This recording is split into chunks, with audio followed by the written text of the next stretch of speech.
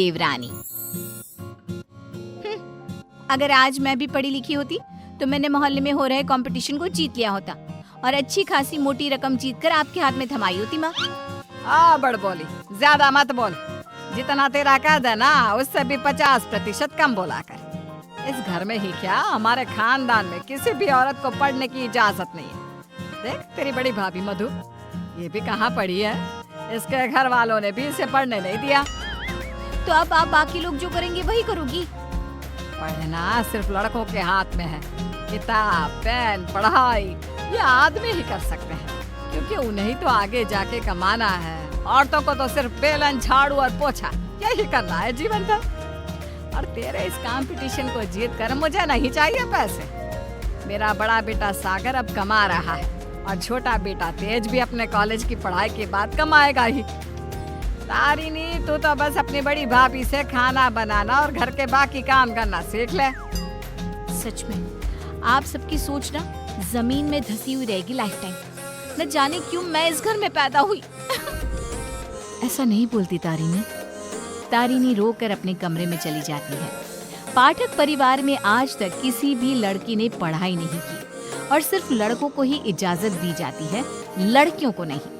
बिंदु के 2 बेटे होते हैं। बड़ा बेटा सागर जो एक अच्छी नौकरी करता है और उसकी बीवी मधु है, और छोटा बेटा तेज जो अभी कॉलेज में अपने लास्ट ईयर की पढ़ाई पूरी कर रहा होता है। बिंदु और यशराज ने कभी अपनी बेटी तारिणी को पढ़ने नहीं दिया, जिसकी शिकायत वो आज तक करती है। तेज को अपने कॉलेज में प्रीति नाम की एक लड़की से प्यार हो जाता है।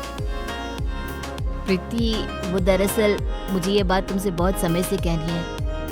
कल इकोनॉमिक्स के क्लास के बाद मैं तुम्हारे लिए रुका भी था, लेकिन तुम चली गई। बोलो ना तेज, क्या हुआ? क्या कहना है तुम्हें? प्रीति, अब मुझे तुमसे प्यार हो गया है। क्या तुम मुझसे शादी करोगी?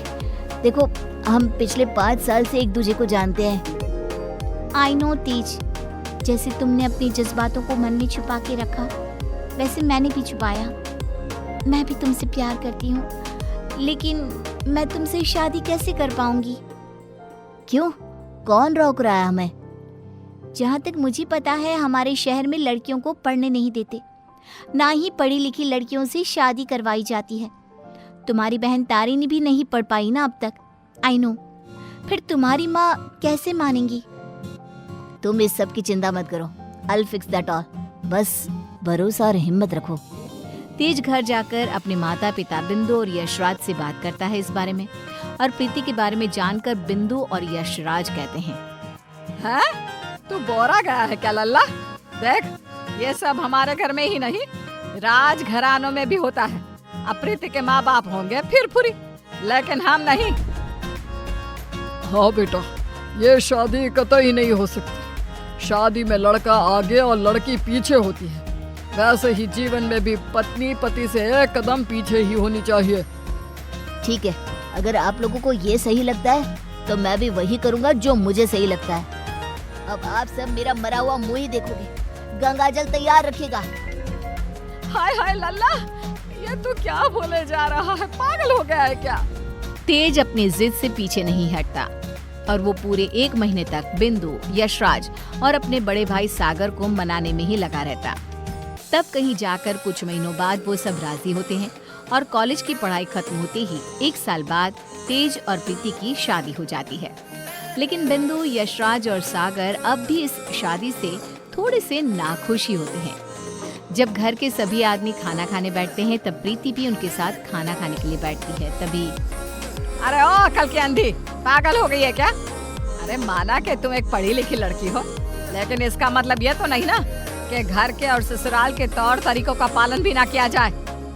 खाना पहले घर के आदमी खाते हैं और फिर औरतें खाती हैं। दोनों एक साथ नहीं बैठे, समझ गई? लेकिन मम्मी जी, ऐसा क्यों? मेरा मतलब खाना तो सबका एक ही होता है ना, तो सब अलग अलग बैठकर क्यों खाए? प्रीति, तुम चलो ना रसोई में, चलो, सबके लिए कटोरी में खीर परोसती हैं। लेकिन मधु दीदी। प्रीति, माँ और मधु जो कह रही हैं वो सब सुनो। तेज, अपनी बीवी को कुछ समझाओ। प्रीति गुस्से से उठकर रसोई में चली जाती है और मधु के साथ खीर को कटोरियों में परोसने में लग जाती है। प्रीति, हम इस घर की बड़ी बहू हैं, उसके बावजूद भी हमें हर मामले में, हर काम में पीछे रखा जाता है, जूती की नोक पे रखा जाता है, क्योंकि हम पढ़े लिखे भी नहीं हैं। अब सोचो, हम बड़ी बहू होकर भी हमारा ये हाल है, तो तुम्हारे साथ क्या क्या होगा। मधु दीदी, आप पढ़ी लिखी नहीं हो, इसमें आपकी कोई गलती नहीं है, लेकिन ये जो कुछ भी हो रहा है ना, आदमी और औरत का भेदभाव, ये सब बहुत ही बेकार और इलॉजिकल है। आज दुनिया कहाँ से कहाँ पहुँच गई है। आज के जमाने में औरत आदमी के साथ कदम से कदम मिलाकर चलती है। खैर, अब हम और कर भी क्या सकते हैं, लेकिन हम अपने आप को बहुत भाग्यशाली मानते हैं। क्यों मधु दीदी? क्योंकि हमारी एक पढ़ी लिखी देवरानी जो है। हाँ, आपको पता है मधु दीदी, आप ना बहुत क्यूट हो, आपको किसी की नजर ना लगे। जब सभी हॉल में एकत्रित होते हैं, तभी बिना घूंघट ओढ़े प्रीति को देखकर, प्रीति बहू, अब क्या तुम्हारे लिए दीवार पर बड़े अक्षरों में इस घर के तौर तरीके लिखवा दिए जाए? हैं? अब क्या किया मैंने? आप हमेशा राशन पानी लेकर क्यों चढ़ जाती हो मुझ पर mummy ji? I just don't understand. Preeti बहू, आज तुम बगैर घूंघट के दिख गई हो। आइंदा से अगर ऐसा बिना घूंघट के दिखी ना, तो मुझसे बुरा कोई नहीं होगा। मधु बहू को देखो, सोते समय भी घूंघट ओढ़े ही सोती है, नींद में भी ये हमारे आदेशों का पालन करती है। और हाँ, एक और बात कान खोल कर सुन लो, आइंदा से बड़ों से और अपने इर्द गिर्द के आदमियों से इतनी बदतमीजी से बात नहीं करना, और इस घर की 4 दीवारों में सिर्फ और सिर्फ सरल हिंदी भाषा का ही प्रयोग होगा, अंग्रेजी भाषा नहीं गूंजनी चाहिए। तेज, अपनी धर्मपत्नी को समझा कर रख। प्रीति निराश हो जाती है और अपने कमरे में चली जाती है। रात में वो तेज से कहती है, तेज, ये सब क्या हो रहा है? तुम्हारे घर वाले इतने पागल कैसे हो सकते हैं? अगर मुझे ये अंदर की बातें पता होती ना, तो मैं कभी तुमसे शादी नहीं करती। I married you just because तुमने कहा कि तुम्हारे घर वालों को मुझसे कोई ऑब्जेक्शन नहीं है। हाँ, तो वही हुआ ना, वो कुछ बोले क्या तुम्हारी पढ़ाई लिखाई पर? अब बाकी कुछ रूल्स रेगुलेशंस है घर की लड़कियों और बहुओं के लिए, अब उन्हें तो फॉलो करना ही होगा ना। आई नो वो थोड़े बहुत गलत है, लेकिन अब हम और कर भी क्या सकते हैं। एक दिन जब यशराज दूध वाले का हिसाब कर रहा होता है, तभी ये 3 हफ्ते जुलाई महीने के और 2 हफ्ते अगस्त के, तो कुल मिलाकर पूरे हुए। अरे बिंदु, जरा हमारे ड्रॉअर में से कैलकुलेटर तो लेकर आना। जी अभी लाती हूँ। बिंदु कैलकुलेटर लाती है और तभी प्रीति भी वहाँ आती है और यशराज को हिसाब करते देखती है। ओफो, ये कैलकुलेटर चल क्यों नहीं रहा? अब मैं हिसाब कैसे करूँगा? 5 हफ्तों का हिसाब मिलाया जाए तो बनते हैं 680 रुपए, क्योंकि हमने 3 रविवार और 4 मंगलवार को दूध नहीं लिया था रघु भैया से, तो उस हिसाब से यही हिसाब बनता है। मैंने अपने माइंड में ही 1 मिनट में कैलकुलेट कर दिया है। प्रीति बहू, तुझे 1000 बार कहा है ना, रसोई में ही रहा कर। अरे आदमियों के काम में क्यों हर बार अपनी टांग अड़ाने आ जाती है? आइंदा से ये हिसाब किताब वाले काम में तू बिल्कुल भी ध्यान नहीं देगी। चल दफा हो यहाँ से अब। न जाने कौन सी घड़ी थी वो जब तेज को इससे प्यार हुआ। बेवकूफ है हमारा बेटा। इस तरह फिर से प्रीति को चुप कराकर रसोई में भेज दिया जाता है। कुछ दिनों बाद प्रीति जब बाजार से घर लौटती है, तब वो घर पर सबको मधु पर चिल्लाते हुए देखती है और मधु बेचारी फूट फूट कर रोई जा रही थी। सब तुम्हारी गलती है, तुम्हारी वजह से ही मैं बाप नहीं बन सकता कभी। पता नहीं क्यों आई तुम मेरी जिंदगी में, पनौती हो तुम, पनौती। लेकिन सागर जी, डॉक्टर साहब ने कहा है कि आपके अंदर कुछ मेडिकल इश्यूज है, जिसकी वजह से आप कभी बाप नहीं बन पाएंगे। अब इसमें हमारी क्या गलती है? ओए मधु, ज्यादा ऊंची आवाज से बात मत कर। वही तो। प्रीति से अपना गुस्सा कंट्रोल नहीं किया जाता और वो तुरंत अंदर आकर चिल्लाती है, बस, आप सबको ये क्या हो गया है? जब डॉक्टर ने कहा है कि कमी सागर भैया में है, तो मधु दीदी को क्यों सुनाना? वो क्यों सहे? सारे ताने, सारी डांट, सारी गलती मधु दीदी की कैसे हो गई? मास्टरनी, तो चुप ही रहा कर। वो कहते हैं ना, एक गंदी मछली पूरे तालाब को और बाकी मछलियों को खराब कर देती है। तू हूँ ना वैसी ही। तेरी वजह से ही ये मधु बहू भी उल्टा बोलना सीख गई है।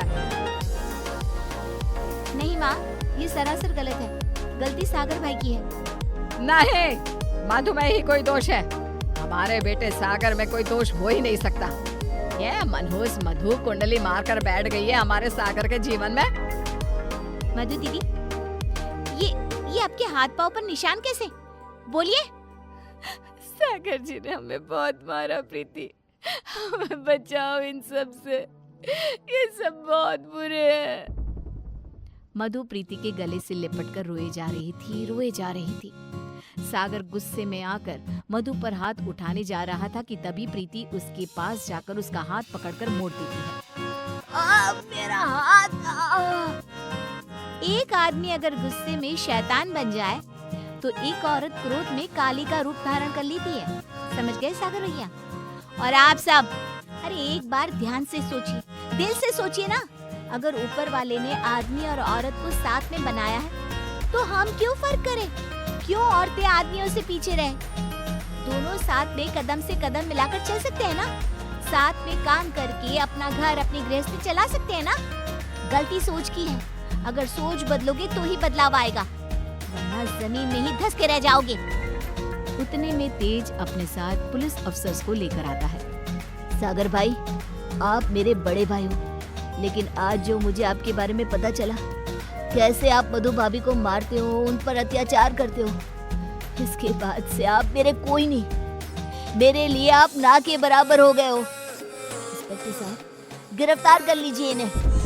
पुलिस सागर को डोमेस्टिक वायलेंस के केस में गिरफ्तार कर लेती है और उसे लेकर जाती है। माँ, पापा, प्रीति और मैंने फैसला कर लिया है कि हम अब इस घर में और नहीं रहेंगे और अकेले किसी शहर में जाकर रहेंगे। मधु दीदी और तारिनी भी हमारे साथ चल सकती हैं। इस तरह तेज और प्रीति वहाँ से चले जाते हैं और मुंबई शहर आकर तारिनी और मधु दोनों भी पढ़ने जाती हैं और सभी अपना जीवन खुशी से बिताते हैं। वहीं बिंदु और यशराज, जिन्हें तेज हर महीने पैसे और खत भेजता है, वो दोनों अपने बच्चों की याद में